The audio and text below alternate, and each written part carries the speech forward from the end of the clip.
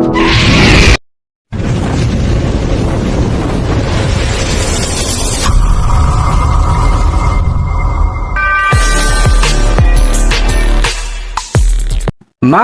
araw mga kalapatids. Eto nga meron tayong honeybee. Lagay natin sa tubig. Ito ipapainom natin sa kanila. Maganda sa kalusugan nila ang honeybee. Hindi lang sa mga alaga natin yan, pati sa ating mga tao.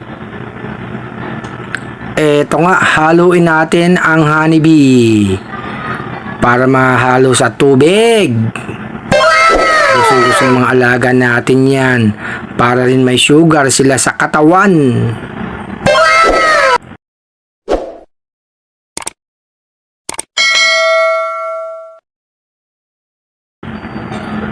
Ito nga mga kalapatids, yung honeybee at saka yung pagkain nila.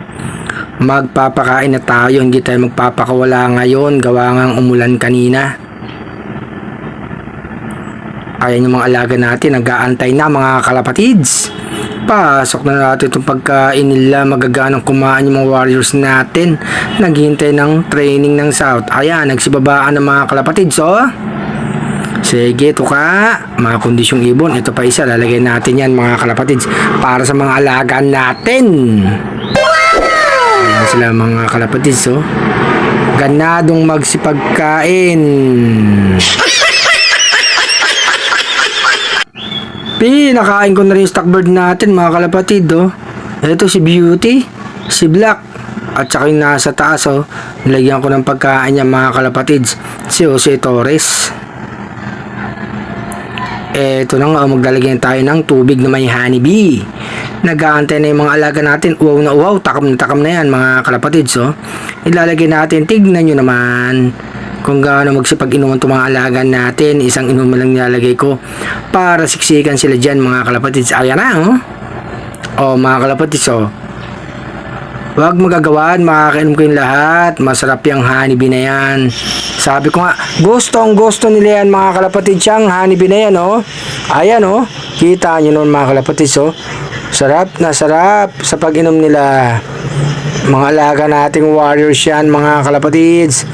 Malapit nyo makita sa training yan, sa pagdating nila, sino kayo mawawala dyan at sinong uuwi. Good luck sa mga ilaga natin, Etong ibang ibon natin tapos na kumain mga kalapatids.